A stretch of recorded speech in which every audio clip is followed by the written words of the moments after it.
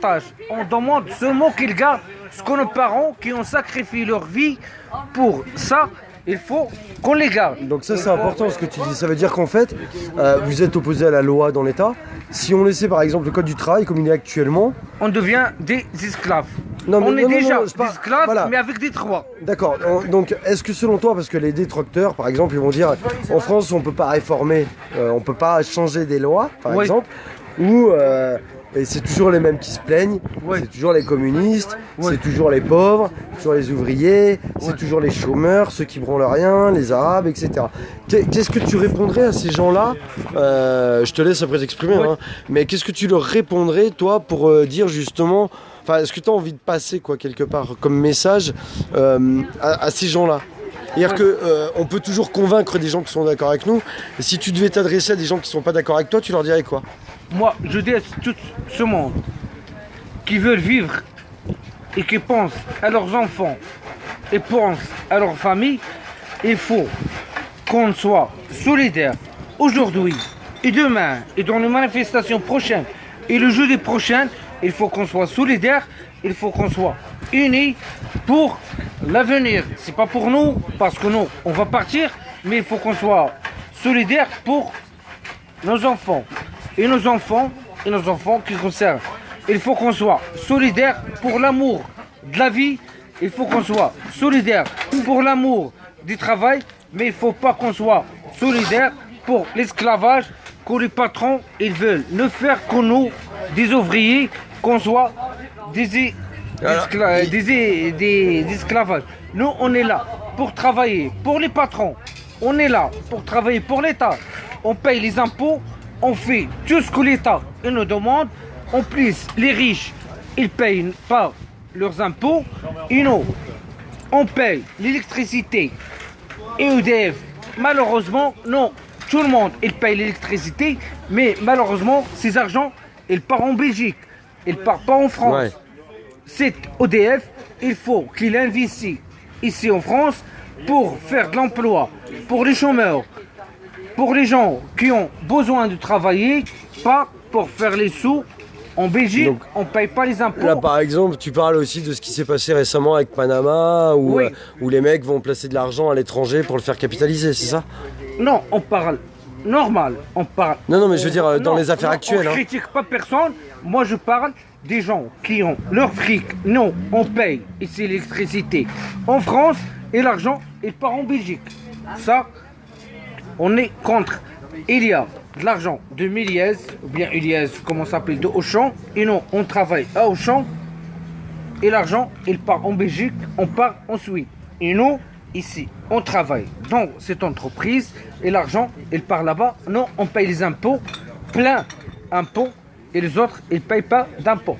Donc, si on est là, c'est pas pour critiquer les riches, c'est pas pour critiquer les pauvres. Nous, on est là pour trouver une solution qui s'arrange. Ça veut dire, tout le monde, ils vivent bien, ils vivent heureux. On n'est pas là pour critiquer les riches. Si les riches, ils ont des sous, c'est leur vie.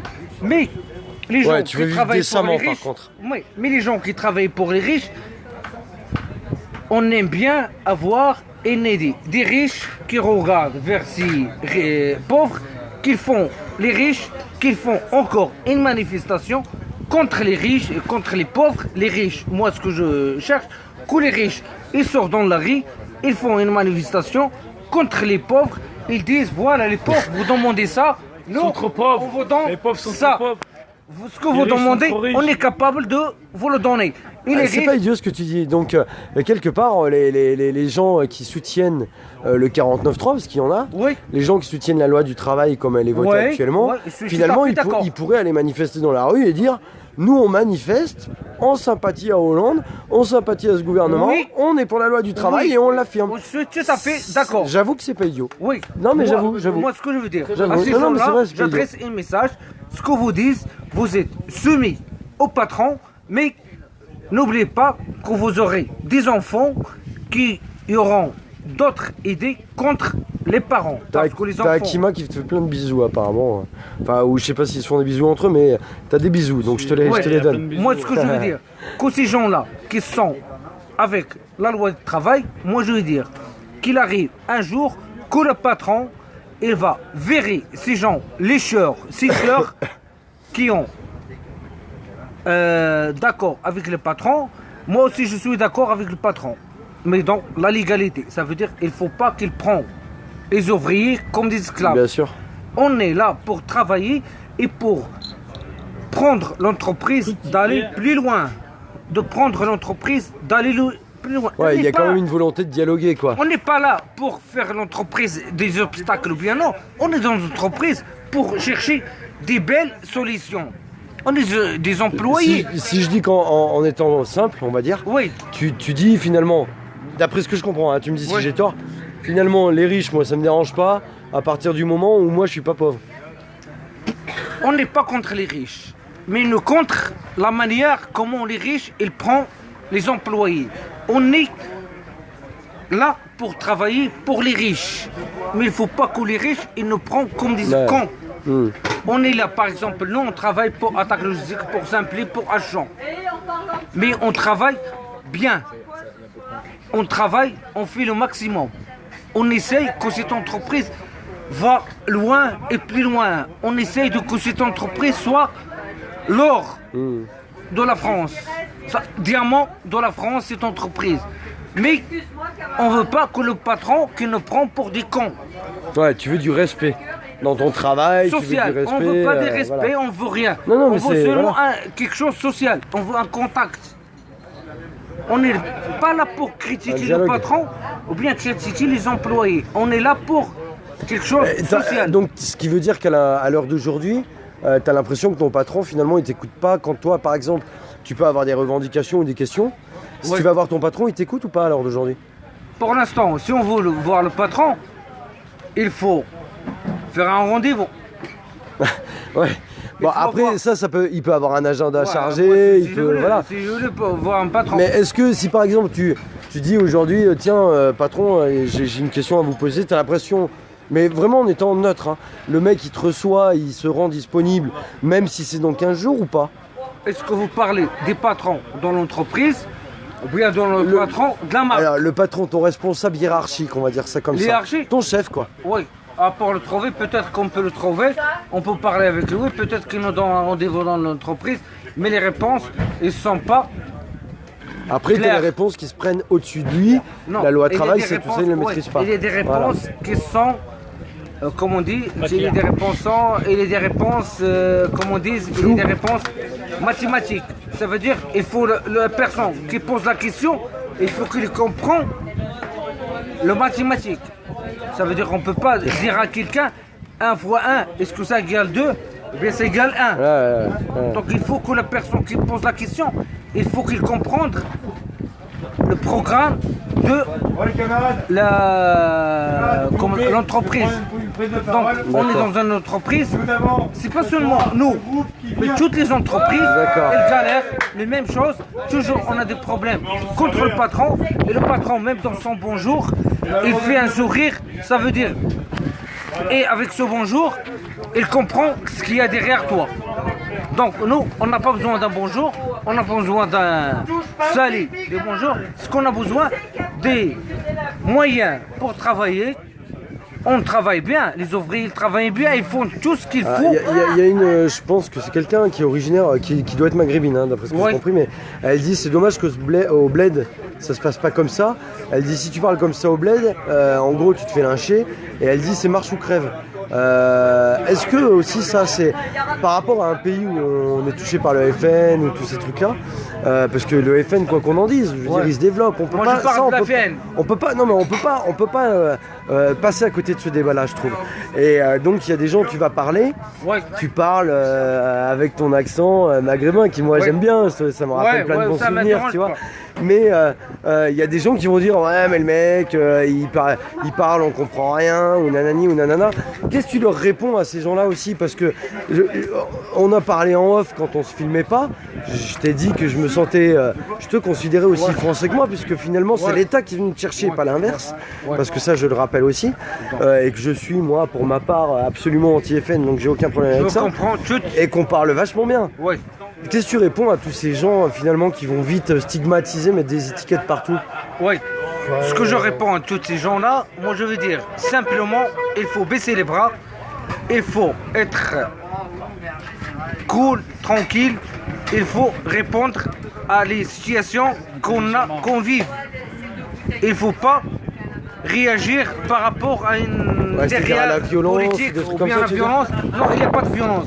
Il faut répondre, par exemple, pour l'instant, il faut qu'on parle de cette loi de travail. Il ne faut pas qu'on laisse cette loi de travail que d'autres partis politiques qui bénéficient de cette loi de travail.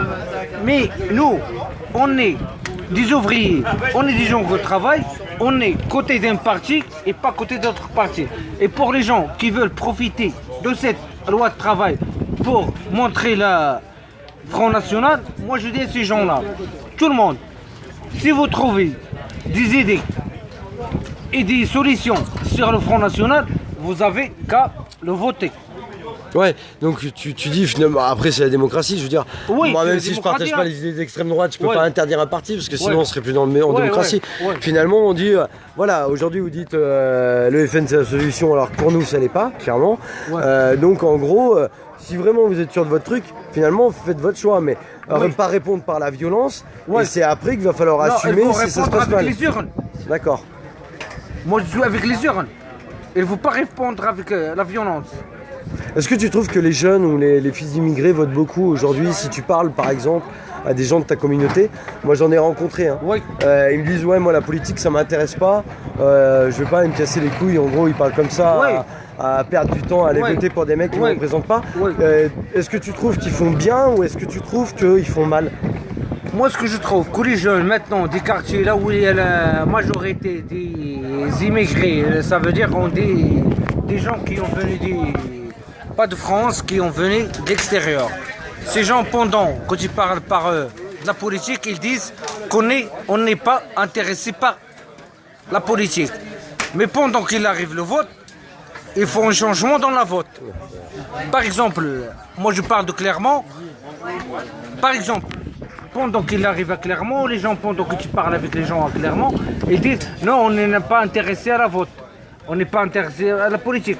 Mais heureusement qu'on est en Clermont, toujours il y a un front de gauche qui sort. Et tu penses quoi par exemple? Je sais, non. Alors Dédé Chassaigne il est du front de gauche. Toujours il sort. Mais heureusement qu'il y a une majorité des immigrés qui votent pour lui. Donc il sort. Dans d'autres villes, moi je ne peux pas vous le dire, mais il y a Jean Mélenchon qui sort. Alors Mélenchon il représente la base pour toi? Mélenchon, il a des idées qui m'attirent. Ça veut pas dire que... Je peux voter... Non, j'ai jamais voté pour lui, mais un jour je peux voter pour lui. Mais pour la gauche de Mélenchon, de Hollande, j'ai jamais voté pour la première fois. Pour Hollande, je vote la deuxième fois. Parce qu'Hollande, pour moi, c'est pas un symbole. Ouais. T'as été déçu, enfin, t'avais mis de l'espérance dans ce mec-là. On a fait des espérances et je serre à louer la main. Mais la prochaine fois, je ne serre pas à louer la main. Parce que je serre à louer la main dans le... Comment ça s'appelle? Hollande est venu à Clermont-Ferrand, c'est vrai. Les États-Unis, j'ai serré à louer la main, on a parlé, mais je suis déçu.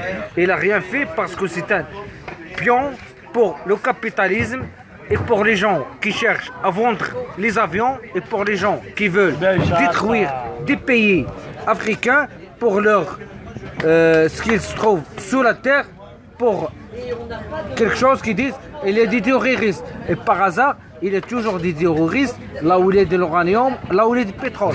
C'est ça Hollande. C'est pas faux. Quand même Sarkozy, il était clair. Moi je dis, je pars vers le Kadhafi.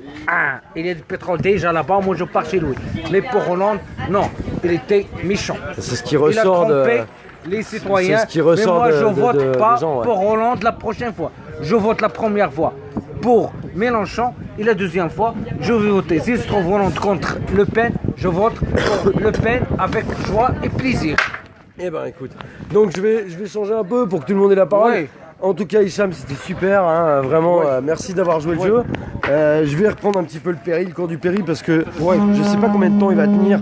Si vous aimez, encore une fois, partagez les rediffs, partagez entre vous, partagez les lives. Avec tout le monde. Alors aujourd'hui, on a quand même un côté agréable, hein, Tu vois, alors je lui montre à Hicham, hein, parce que lui il a pas vu.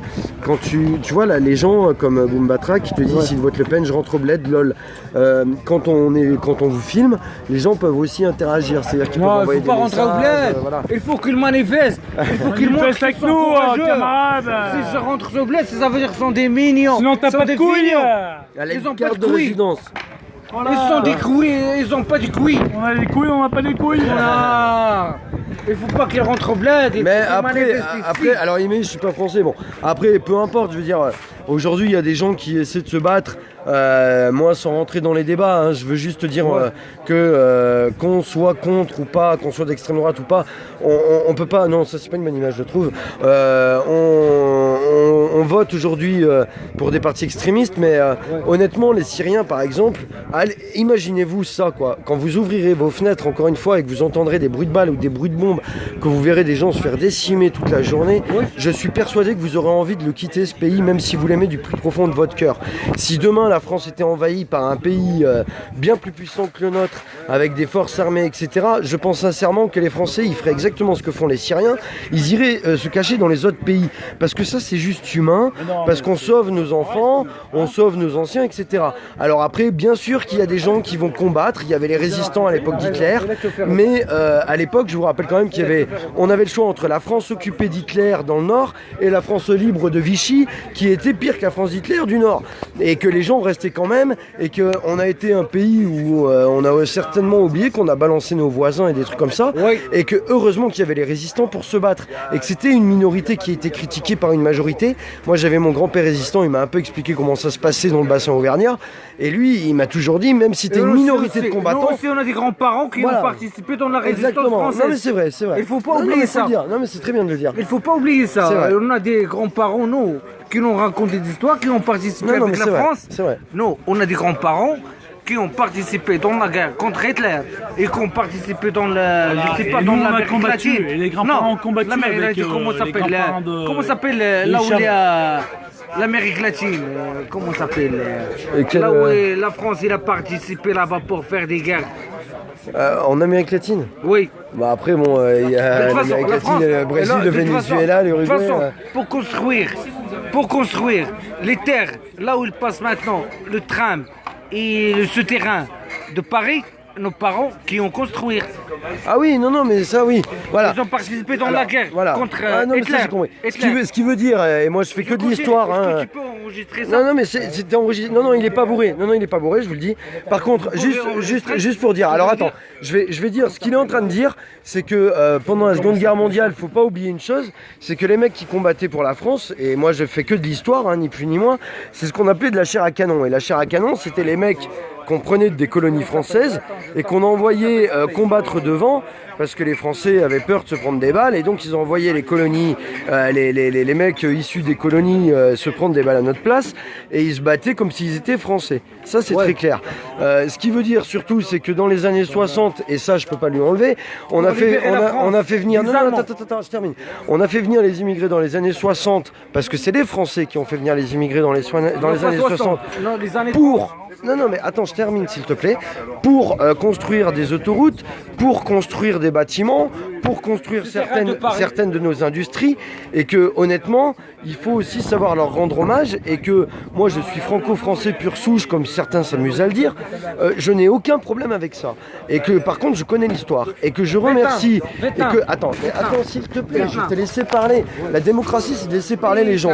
Et donc... on débranche. Oui, mais... alors attendez, je vais essayer de terminer. Hop, voilà. Et donc juste ce que je voulais dire, je suis pas là pour dire les gens qui votent à l'extrême gauche ou qui votent je ne sais quoi, ils sont mieux que les autres. Je rentrerai pas dans ce débat. Moi j'ai de la famille française qui est française de souche, qui est née ici, qui sont français depuis des générations et des générations, et il n'y a aucun problème là-dessus. Je suis plus français que français, quoi, si on veut aller par là. Et pourtant moi j'ai plein de potes, ils sont africains, ils sont maghrébins, ils sont etc.